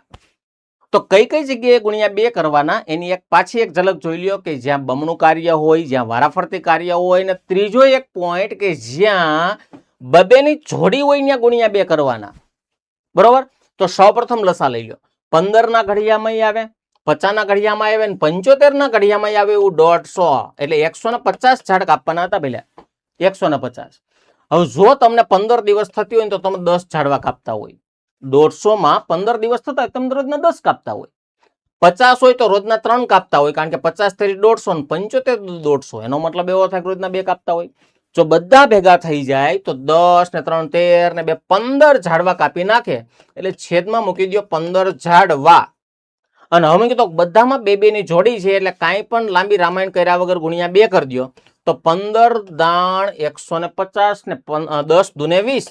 એટલે જો બધા સાથે મળીને કામ કરશે તો 20 દિવસની અંદર થઈ જશે. ઓપ્શન નંબર ડી ની અંદર 20 આપેલો છે. નેક્સ્ટ આગળ વધશું. ઓકે, રોહન 17 કિલોમીટર પ્રતિ કલાકની ઝડપે ચાલી રહ્યો છે. દરેક કિલોમીટર પછી તે 10 મિનિટ આરામ કરે છે. તો 34 કિલોમીટરનું અંતર કાપવા એને કેટલો સમયગાળો લાગે? પહેલા એક વસ્તુ વિચારો તો જો આ રોહન નોન સ્ટોપ ગાડી ચલાવે તો કિલોમીટર કેટલા? 34. અને સ્પીડ કેટલી? તો કે 17. તો 17 દુને 34. એટલે નોન સ્ટોપ આલે ને તો એને 2 કલાક તો થાય જ. સમજો હજી એકવાર કેટલી કલાક થાય? 2 કલાક. પણ આ ની અંદર રોહને ક્યાંય સ્ટોપ લીધેલો નથી. રોહન નોન સ્ટોપ જાય છે. હવે ને હું કીધું ભાઈ 1 કિલોમીટર થાય એટલે રોહનભાઈ 10 મિનિટ ઉભા રહી જાય છે. કેટલા કિલોમીટર પછી? તો કે 1 કિલોમીટર પછી. હવે તમે વિચારો તો ટોટલ કિલોમીટર કેટલા? તો કે 34. તો એનો મતલબ એવો થાય કે 1 કિલોમીટર રોહનભાઈ ઉભા રહ્યા, પાછું 1 કિલોમીટર થયું એટલે રોહનભાઈ ઉભા રહ્યા, પાછું ઉભા રહ્યા. એમ રોહનભાઈ 33 વખત ઉભા રહે. 34 વખત નો રહે. શું કામ? કારણ કે ટોટલ જે કિલોમીટર હતા એની અંદર જે 34 કિલોમીટર હોય ત્યાં તો રોહનભાઈ પહોંચી જાય. ત્યાં ઉભા ન રહે રોહનભાઈ ત્યાં પહોંચી જાય. એટલે આગળના ઓલામાં રોહનભાઈ 33 વખત ઉભા રહેલા હોય. બરોબર? આવો નવો રિસન્ટલી હમણાં જે એક પીએસઆઈ નું પેપર ગયું એમાં એક પ્રશ્ન પૂછાણેલો હતો કે એક 600 કિલોમીટરનું અંતર છે, ટ્રેનની સ્પીડ 100 કિલોમીટર પ્રતિ કલાક છે. બરોબર? અને દર 75 કિલોમીટરના અંતરે ટ્રેન 3 મિનિટ ઊભી રહે છે. તો આ અંતર કાપવા માટે ટ્રેનને કેટલો સમયગાળો લાગે? આવો નવો પ્રશ્ન હમણાં રિસન્ટલી જે પીએસઆઈ તેમાં પ્રશ્ન પૂછાણેલો હતો. આ કે એના ગયા નહીં પેલા બેમાંથી એકમાં. તો હવે વિચારો તો 600 કિલોમીટર અને ટ્રેનની સ્પીડ કેટલી? તો કે 100. એટલે ટ્રેન નોન સ્ટોપ ચાલે એટલે એને 6 કલાક તો થાય જ. એટલે 6 કલાક પેલા સાઈડમાં લખ નાખ્યા. હવે 75 કિલોમીટરે ટ્રેન ઊભી રહે. એટલે એકવાર 75 ઊભી રહે પહેલી વાર, પછી 150 ઊભી રહે, પછી 225 ઊભી રહે, પછી 300 ઊભી રહે, પછી 375 ઊભી રહે. એવી રીતના 450 ઊભી રહે, 525 ઊભી રહે અને છેલ્લે 600 નો ગણવાના હોય. એટલે કે 6 વખત નો આવે, સોરી 8 વખત નો આવે, ખાલી 7 જ વખત ટ્રેન ઊભી રહેશે. અને દર વખતે 3 મિનિટનો ટાઈમ બગાડે એટલે 7 તેરી 21 મિનિટ બીજી થાય. એટલે 6 કલાક નોન સ્ટોપની 21 મિનિટ બીજી, એટલે 6 કલાક અને 21 મિનિટનો ટાઈમિંગ લાગે. આ મેં તમને ઓરલી ગણાવ્યો પ્રશ્ન. તો એવો જ આ પ્રશ્ન છે કે 1 કિલોમીટર પછી જો ટ્રેન ઊભી રહેતી હોય તો 34માં છેલ્લે ઊભી ન રહી, ત્યાં પહોંચી જાય. એટલે એનો મતલબ એવો થાય કે આ 33 વખત ઊભી રહી. ફરીથી એકવાર આ ટ્રેન જે છે એ કેટલા વખત ઉભી રહી ભાઈ 33 અને 33 વખત એને 10 મિનિટ બગાડી તો ગુણ્યા 10 કરી નાખો એટલે એનો મતલબ એવો થાય કે એક્સ્ટ્રા 330 મિનિટ ટ્રેન ઉભી રહેલી છે 330 મિનિટ હવે તમે વિચારો તો જો આને કલાકમાં કન્વર્ટ કરવી હોય તો છેદમાં મૂકી દો 60 તો 60 પંચા 300 60 પંચા 300 છેદ નથી ઉડાડવાનો ખાલી કલાકો બહાર કાઢવાની એટલે એનો મતલબ એવો થાય 5 કલાક તો થઈ ગઈ 60 પંચા 300 અને હવે વધી 30 એટલે 5 કલાક અને 30 મિનિટ બીજી બચી હજી એકવાર 330 ના છેદમાં 60 તો 60 એકા 60 60 દુ 120 60 તેરી 180 એમ 6 ચોક 24 6 પંચા 30 તો 5 કલાકમાં 300 થયા તો હું મને કહ્યું તો વધારાના કેટલા વધી જાય તો કે 30 મિનિટ ટોટલ કરી નાખો તો 2 કલાક છે નોન સ્ટોપના અને આના 5 કલાક એટલે 7 કલાક અને એક્સ્ટ્રા 30 મિનિટ એટલે આને ત્યાં પહોંચવા માટે 7 કલાક અને 30 મિનિટનો સમયગાળો લાગે અને 7 કલાક 30 મિનિટ એટલે ઓપ્શન નંબર સી ની અંદર 7 કલાક 30 મિનિટ જોવા મળે છે નેક્સ્ટ આગળ વધીએ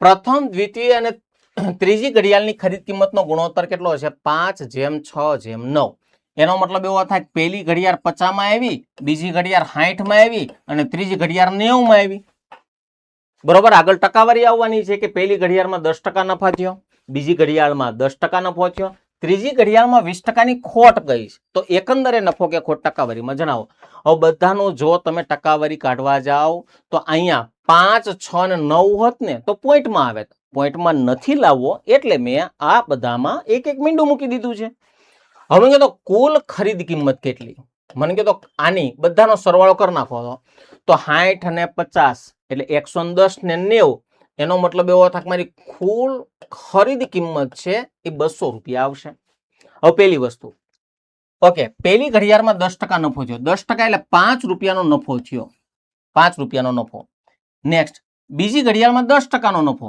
એટલે અહીંયા 6 રૂપિયાનો નફો થયો અને બીજી ઘડિયાળમાં 20%ની ખોટ ગઈ તો 10% એ 9 રૂપિયા તો 20% 18 રૂપિયાની ખોટ ગયેલી છે ખોટ હવે નફો કેટલો થયો તો કે 11 રૂપિયાનો નફો થયો અને 18 રૂપિયાની ખોટ ગઈ તો મને એક બાજુ 11 રૂપિયાનો નફો થયો ને એક બાજુ 18 રૂપિયાની ખોટ ગઈ એટલે સાર્વત્રિક રીતે મને 7 રૂપિયાની ખોટ ગયેલી છે હવે કીધું કે 7 રૂપિયા ખોટ ગઈ કોના ઉપર ખોટ ગઈ તો કે 200 ઉપર તો જો આને ટકાવારીમાં ફેરવવા હોય તો કેટલાની ખોટ ગઈ 7 રૂપિયાની તો કે કોના ઉપર તો કે 200 ઉપર અને ટકાવારી કે એટલે ગુણ્યા 100 હાલો 1 2 1 2 7 અડધા 7/2 એટલે 3.5 એટલે આમાં જવાબ આવશે 3.5%ની ખોટ જશે રેડી નેક્સ્ટ આગળ વધીએ બે અંકોની કેટલી સંખ્યાઓને 7 વડે ભાજ્ય છે અચ્છા બે અંકોની સંખ્યા એકવાર લખ નાખો મોટામાં મોટી 99 ભાઈ મોટામાં મોટી 99 તો 1 થી લઈ અને 99 સુધીમાં 7 વડે ભાગી શકાય એવી સંખ્યા કેટલી શોધવી હોય તો 7 વડે ભાગ નાખો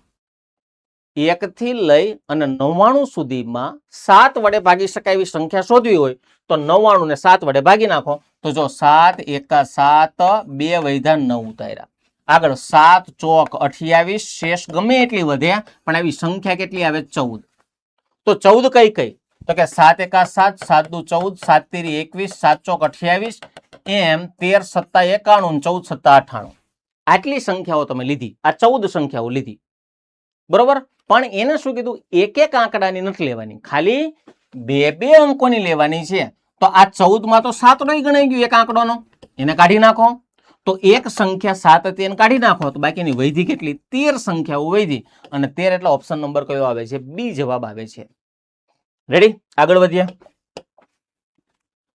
ઓકે 60 પરિણામોની સરેરાશ 24 છે જો દરેક પરિણામમાં 7 બાદ કરવામાં આવે તો નવી સરેરાશ શોધો ઘણી વખત આગળના લેક્ચરમાં કહી ચૂકેલો છું અને હજી એકવાર કહી દઉં છું કે જેવી અસર દરેક પરિણામને થાય એવી સેમ ટુ સેમ અસર કોને થાય સરેરાશને તો તમારી સરેરાશ કેટલી તો કે 24 અચ્છા દરેક પરિણામમાંથી કેટલા કાઢ્યા તો કે 7 તો આમાંથી નહીં 7 કાઢી નાખો અને 7 કાઢશો એટલે નવી સરેરાશ કેટલી આવશે 17 આવશે અને 17 એટલે ઓપ્શન નંબર ડી ની અંદર 17 જોવા મળે છે ફરીથી એકવાર કે જેવી અસર દરેક પરિણામને થાય એવી સેમ ટુ સેમ અસર કોને થાય સરેરાશને થાય રેડી આગળ વધીએ ઓકે 75 સંખ્યાની સરેરાશ 144 છે જો દરેક સંખ્યાને 12 વડે ભાગવામાં આવે તો નવી સરેરાશ કેટલી સેમ ટુ સેમ અચ્છા, સરેરાશ કેટલી? 144. દરેક સંખ્યાને કેટલા વડે ભાગ્યા? તો કે 12 વડે. તો 144 ભાગ્યા 12 એટલે 12 12 144. તો નવી સરેરાશ કેટલી આવશે? 12 આવશે. તો હજી એકવાર રિપીટ કરી દઉં છું, જેવી અસર દરેક પરિણામને થાય એવી સમાન અસર સરેરાશને થાય. દરેક પરિણામો ગોતવાની કોઈ પણ પ્રકારની જરૂરિયાત નથી, માત્ર સરેરાશમાં જ ધબધબાટી બોલાવી દો એટલે તમારો જવાબ મળી જાય. નેક્સ્ટ આગળ વધીએ. ઓકે, હવે જો હું કટકે કટકે તમને સરવાળા શીખવાડતો જાઉં છું. અત્યાર સુધીમાં પ્રાકૃતિક સંખ્યા આવેલા છે અને પ્રાકૃતિક સંખ્યાનું સૂત્ર છે n+1 ડિવાઇડેડ બાય 2. પણ હવે તમે એકવાર જોવો તો અહીંયા એકી સંખ્યા છે 251, 253, 255, એમ તમારે 499 સુધીના અંકોનો સરવાળો કરવાનો છે. તો એકી સંખ્યા શોધવાનું એક સર્વસામાન્ય સૂત્ર છે. એકી સંખ્યાના સરવાળા શોધવાનું એક સર્વસામાન્ય સૂત્ર છે n². જેટલી સંખ્યા હોય એનો વર્ગ કરી નાખો. તો હવે તમે વિચારો તો કે 1 થી લઈ, ભલે આ એકી સંખ્યા છે પણ 1 થી 500 નો તમારે સરવાળો શોધવો પડે. આમાં કેટલી સંખ્યા થાય? એકી સંખ્યા જ લેવાની છે. હવે તો સાહેબ ત્યાં તો 499, પણ 499 500 લઈ લ્યો ને. 499 એકી છે ને 500 બેકી છે, તો આમાં નથી ગણાવવાની.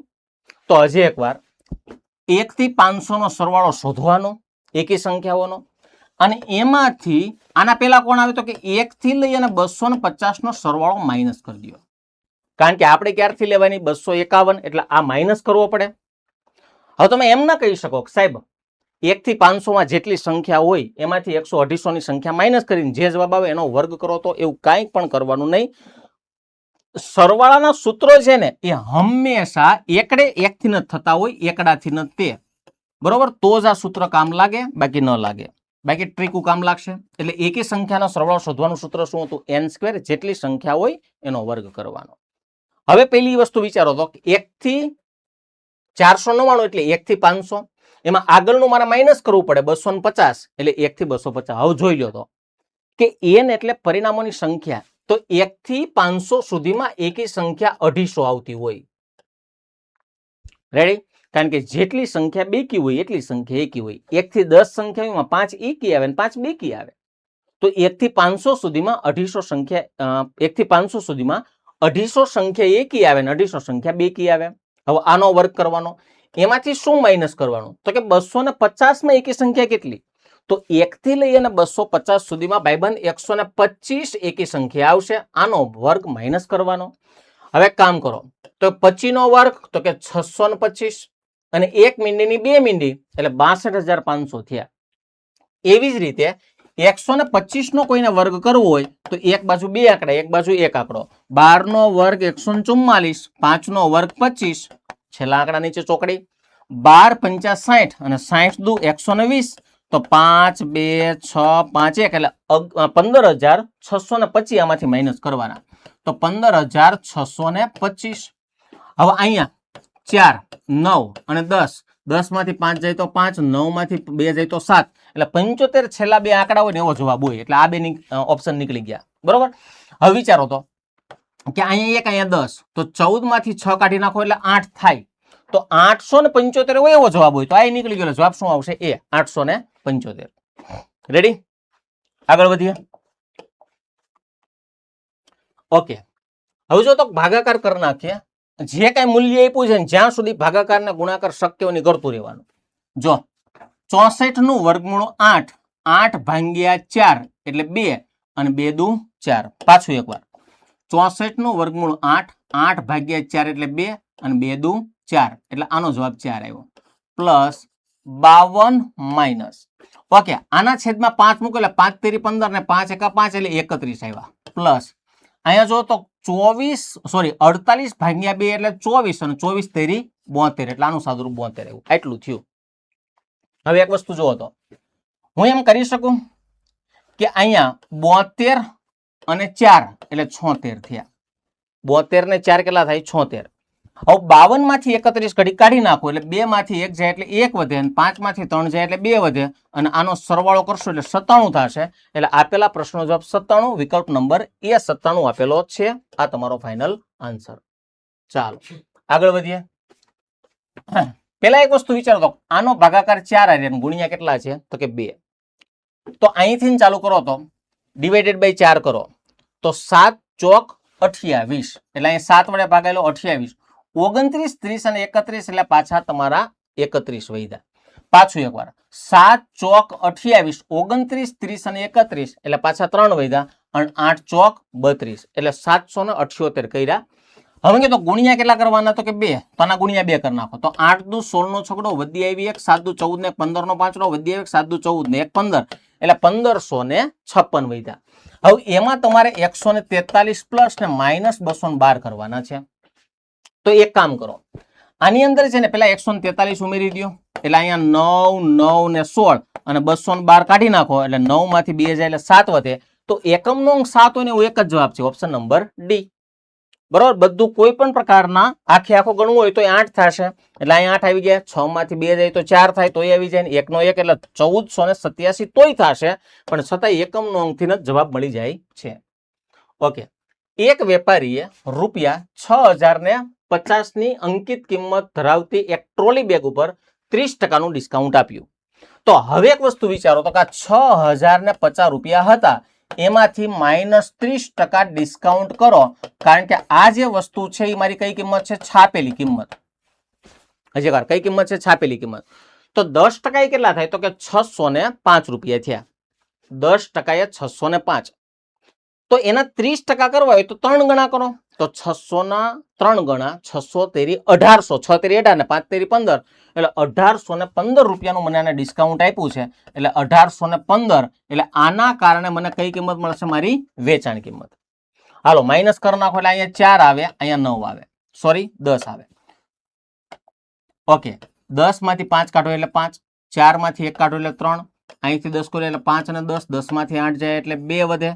અને અહીંયા વધશે 4 એટલે 4235 મારી કઈ કિંમત આવી વેચાણ કિંમત હવે એને શું કીધું આટલામાં વેચી એના કારણે મને 10% નો નફો થાય છે હજી એકવાર કેટલા ટકા નફો થાય છે 10% હવે આ દાખલો બે રીતે ગણી શકો તમે હું ઓપ્શન લઈ લઉં અને બધામાં 10% પ્લસ કરી દઉં હું જોઈ લઉં કે શું આ આવે છે અને એમ નો મજા આવે તો બીજી રીતે વિચારો કે 10% નફો થયો હોય તો આ વસ્તુ મેં 110% વેચી હોય તો 110% મારી મૂળ કિંમત કેટલી તો કે 100 10% નફો થયો હોય તો મેં 110 માં વેચી હોય તો 110% એ મને કીધું રૂપિયા કેટલા આપ્યા તો કે 4235 તો અહીં લેવું પડે 100% એ કેટલા ઓકે મીંડું કાઢી નાખો તો 10 ગુણ્યા 4235 અને છેદમાં 11 હાલો 11 વડે ધબધબાટી બોલાવો તો 11 તેરી 33 11 તેરી 33 એટલે અહીંયા વધશે કેટલા તો કે 9 વધશે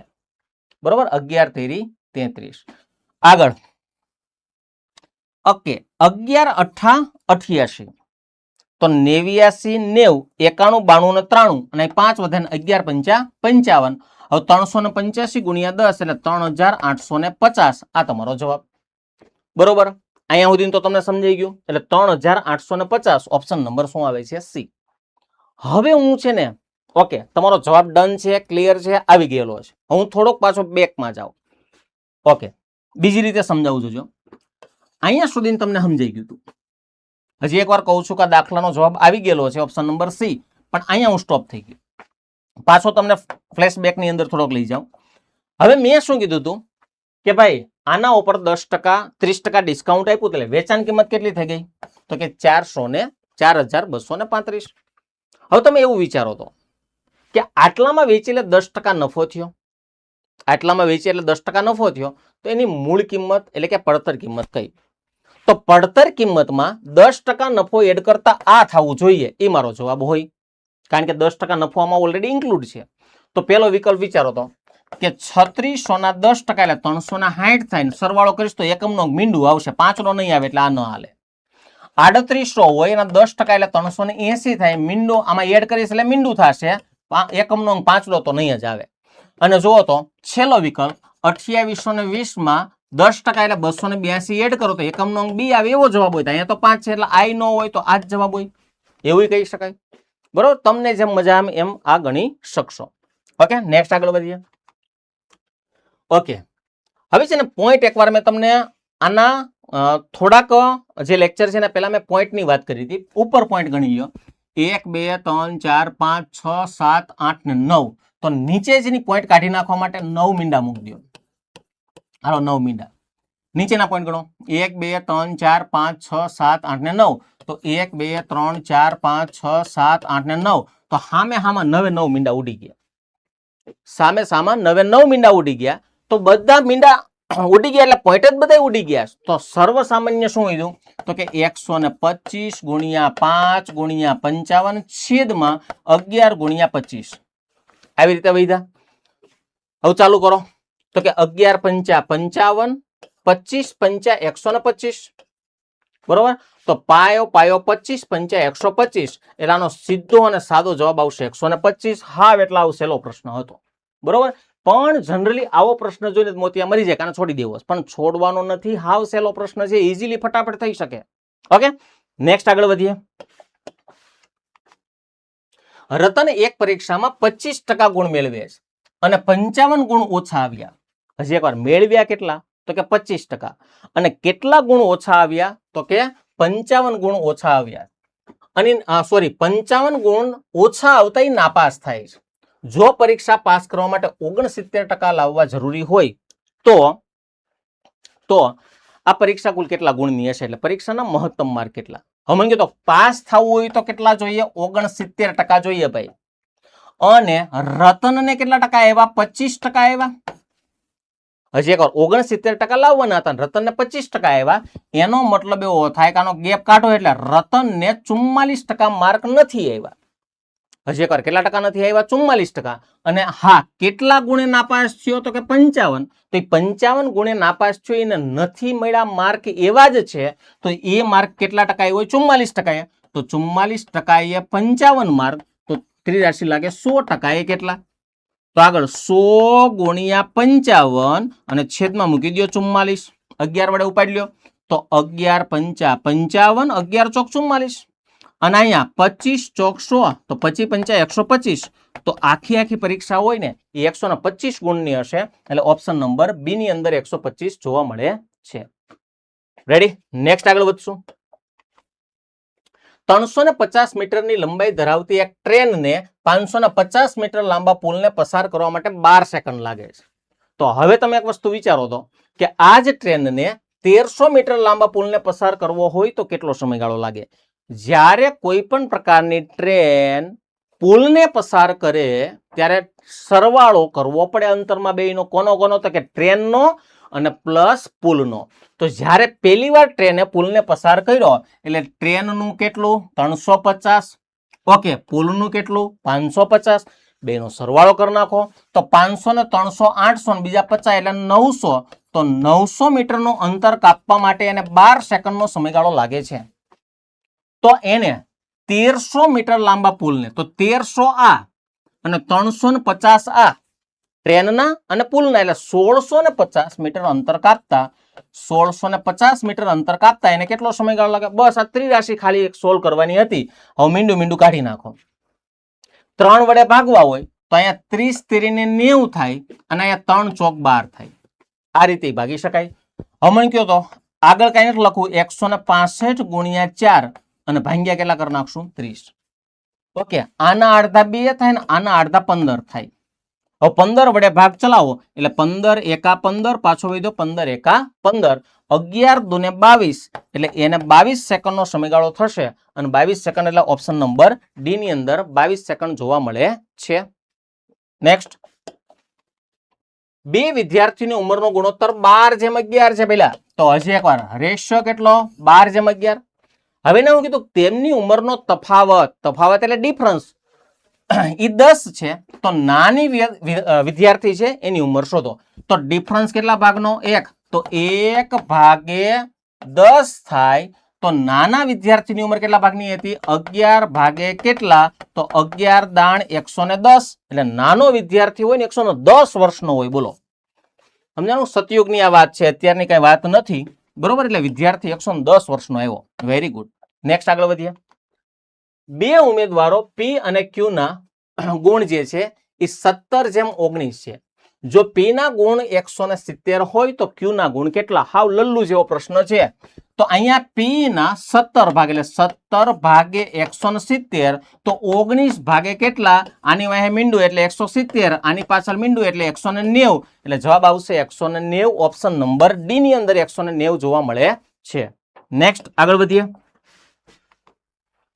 4 અંકની સૌથી મોટી સંખ્યા કે જેને 6, 15 અને 11 વડે બરાબર ભાગી શકાય. તો પેલા 11 ની ચાવી શું કે સાંભળજો. 11 ની ચાવી એમ કે છે કે તમારી પાસે જે સંખ્યાઓ રહેલી છે એમાં અલ્ટરનેટ સંખ્યાઓનો સરવાળો કરવાનો. અલ્ટરનેટ તો પેલા આનો સરવાળો આની હારે, આનો સરવાળો આની હારે અને આનો સરવાળો આની હારે, એટલે બે અલગ અલગ સરવાળા મળ્યા. એ બે સરવાળાનો તફાવત જો 0 અથવા 11 ના ગુણક મળતા હોય તો એ સંખ્યાને 11 વડે નિશેષ ભાગી શકાય. હવે જુઓ તો હું વ્યવસ્થિત રીતે ચાલુ. 9900 11 વડે પેલા હકાલો. તો જો તો આનો સરવાળો 9, 9 માં 0 નાખો એટલે 9 અને 9 માં 0 નાખો એટલે 9, તો બેયના સરવાળા 9 થયા. તો 9 માંથી 9 કાઢી નાખો એટલે 0 વધે, તો આને 11 વડે ભાગી શકાય. આવું કહે છે. અને આમાંય સીધું દેખાય છે 11 9 99, વાહે બે મીંડા વધ્યા, તો આને હું 11 વડે ભાગી શકીશ. બરોબર. હવે અહીંયા આવો 11 9 99, તો મેં કીધું વૈધા કેટલા? તો કે 90, તો એને 11 વડે ન ભાગી શકાય એટલે આને કાઢી નાખો. આગળ 11 8 88, તો 90 માંથી 88 કાઢો એટલે કેટલા વધે? 2. પછી 280 ને 11 વડે ભાગી શકાય નહીં, કારણ કે 11 દુ 22, તો 60 વધે. બરોબર. અહીંયા 60 વધે અને 60 ને 11 વડે ન ભાગી શકાય. આગળ 11 9 99, 80 વૈધા, તો આને ન ભાગી શકાય, એટલે જવાબ શું આવશે? એ ફાઇનલી જવાબ આવશે. રેડી. બીજી અહીં કઈ ચાવી કોઈ ચેક કરવાની જરૂરિયાત જ નથી. એને કીધું છે કે રાહુલ 20% નફાથી એક ટેબલ વેચે છે. જો પડતર કિંમત અને વેચાણ કિંમત બંનેમાં 180 નો ઘટાડો કરવામાં આવ્યો હોત તો 40% નફો થતો હોત, તો પ્રારંભિક પડતર કિંમત કેટલી હશે? હવે તમે એક વસ્તુ વિચારો તો ઓપ્શન ને જો આ રીતે જે આપેલા છે એમાં પેલા હે ને 1 by 1 તમે એક એક ઓપ્શન ઉપાડો. તો પેલો ઓપ્શન 200 ને ધારો કે આની પડતર કિંમત 250 છે. હજી એકવાર કેટલા રૂપિયા છે? 250. હવે એમાં 20% નફો એડ કરો એટલે 10% એ 25 રૂપિયા થાય, તો 20% એ 50 થાય. તો એનો મતલબ એવો થાય કે આમાં જો 50 રૂપિયા એડ કરો તો આની વેચાણ કિંમત 300 રૂપિયા થતી હોત. કેટલી થતી હોત? 300. હવે હું કીધું બેયમાં તમે 180 ઘટાડી દો, તો આમાં 180 ઘટાડી દો, આમાં 180 ઘટાડી દો. બેયમાં તમે વેચાણ કિંમત અને પડતર કિંમત બેયમાં 180 ઘટાડ્યા છે, અને જેના કારણે તમને 40% નફો થવો જોઈએ. તો હવે મને કહો આમાંથી માઇનસ કરીશ એટલે અહીંયા 250 માંથી 180 કાઢો એટલે 70 રૂપિયા વધે, અને અહીંયા 120 રૂપિયા વધે. 300 માંથી 180, તો શું આના 40% કરું તો 120 થાય? 40% પ્લસ કરું તો ન થાય, કારણ કે 10% એ 7 રૂપિયા, તો 40% એ 7 ચોક 28 રૂપિયા, તો 98 રૂપિયા થવા જોઈએ. જો 98 હોત ને તો એ જવાબ આવે, પણ અહીં 120 છે એટલે એ નથી થતું, એટલે પ્રોસેસ નંબર પેલી ખોટી. નેક્સ્ટ બીજો. ધારો કે આની પડતર કિંમત છે અને વેચાણ કિંમત છે, તો પડતર કિંમત 300 રૂપિયા હોય, એમાં કેટલા ટકા નફો એડ કરવાનો? 20%. તો આમાં 20% એડ કરો તો 10% એ 30, તો 20% એ 60, એટલે 360 થયા. હવે હું કીધું બેયમાંથી 120 માઇનસ કરવામાં આવે, તો આ સોરી 180, તો આમાંથી 180 માઇનસ કરો, આમાંથી 180 માઇનસ કરો, તો 300 માંથી 180 માઇનસ કરો એટલે 120 રૂપિયા વધે, અને આમાં જો તો કે 180 માઇનસ કરો એટલે 180 રૂપિયા જ વધે. તો શું આમાં આના કરતા 40% નફો વધારે છે? કારણ કે અહીં 40% નફો છે, જોઈ લો 40%. તો આમાં 40% પ્લસ કરું તો 180 થવા જોઈએ, કારણ કે પડતર કિંમતમાં 40% ઉમેરતા વેચાણ કિંમત મળે. તો 40% એટલે શું? તો 10% એ 12 રૂપિયા, તો 12 ચોક 48 રૂપિયામાં 48 એડ કરો તો શું 180 થાય? ન થાય. એનો મતલબ એવો થાય 300 જવાબ નહીં આવે, એટલે બે વિકલ્પ વયા ગયા. ત્રીજો વિકલ્પ આવતો રહ્યો 320. તો પડતર કિંમત અને અહીંયા વેચાણ કિંમત, તો અહીંયા 320 છે, એના 10% 32 રૂપિયા અને 20% એ 64 રૂપિયા. આમાં 64 નાખો એટલે 384 રૂપિયા થાય. 384 બે માંથી માઇનસ કરવાના છે 180. તો 180 આમાં જ કાઢી નાખો ને 180 આમાં જ કાઢી નાખો, તો જુઓ તો કે 180 140 રૂપિયા વધશે. આમાં હજી એકવાર કેટલા રૂપિયા વધશે? 140. ઓકે. 8 ને 4 12 નો બગડો વધી આવ્યો. ઓકે. હવે અહીંયા તમે જુઓ તો 180 માઇનસ કરો એટલે 4 ને 0 અને 2, એટલે 204 રૂપિયા થવા જોઈએ. તો હવે વિચારો તો 14 એકા 14 આને 40% એડ કરતા આ થવા જોઈએ 14 એકા 14 14 દુ 28 28 દુ 56 આમાં 56 રૂપિયા નાખશો એટલે 6 9 અને 1 196 થાય એટલે અહીંયા તો 204 લાવવાના હતા એટલે ઈ નો આવે એટલે આ નીકળી ગયો આને ક્રમની કઠણાઈ કહેવાય કે છેલ્લે પ્રશ્ન પડ્યો હોય જવાબ એનો તો પડતર કિંમત અને વેચાણ કિંમત તો પડતર કિંમત 360 રૂપિયા હોય તો એના 20% એડ કરો એટલે 36 દુ 72 રૂપિયા થાય તો 360 માં 72 નાખી દો એટલે 2 ના 2 6 દુ 12 ને 13 નો તગડો વધી આવે 3 ને 1 4 332 રૂપિયા સોરી 432 રૂપિયા થયા બે માંથી 180 કાઢી નાખો તો 180 આમાંથી જાય ને 180 આમાંથી જાય બરોબર તો અહીંયા 180 વધ્યા પણ અહીંયા 2 અહીં 10 કર્યો એટલે 3 અને 10 તો 8 ને 3 11 અને અહીં 232 રૂપિયા થયા હવે વિચારો તો કે જો આના કરતામાં 40% વધારે પ્લસ થવા જોઈએ તો 18 ના 40% કરો 180 ના એટલે 18 એકા 18 18 દુ 36 18 તેરી 54 અને 18 ચોક 72 રૂપિયામાં પ્લસ કરવા પડે 72 ઓકે તો અહીંયા 2 ના 2 7 ને 8 15 નો 5 વધી આવી એટલે 252 થવા જોઈએ તો અહીંયા મારી કંઈક ભૂલ પડે છે 360 પ્લસ 36 દુ 72 એટલે 2 ના 2 ઓકે 2 ના 2 6 દુ 12 ને 13 નો તગડો વધી પડી 1 ને 3 ને 1 4 એટલે ઈ તો 432 થાય છે ઓકે અહીંયા મિસ્ટેક છે 2 ના 2 6 દુ 12 13 નો તગડો વધી આવે એટલે 432 થાય છે અને એમાંથી હું 180 કાઢી નાખું એટલે 2 અહીંયા 3 અહીંયા 10 તો 13 8 9 10 11 12 ને 13 ઓકે અહીંયા 5 આવ્યો સોરી 252 તો હા અહીંયા મેચ થઈ જાય છે એનો મતલબ એવો થાય કે આનો જવાબ શું આવશે ડી જવાબ આવશે ઓકે એટલે અહીંયા એક સેજ અમથી બાદબાકીની ભૂલ હતી પાછી એકવાર જોઈ લેજો તો કહેવાનો મતલબ એવો છે કે રિપીટ જ કરી દો હાલો ને આખો પ્રશ્ન તો ફરીથી એકવાર અહીંયા જ્યારે પડતર કિંમત 360 હોય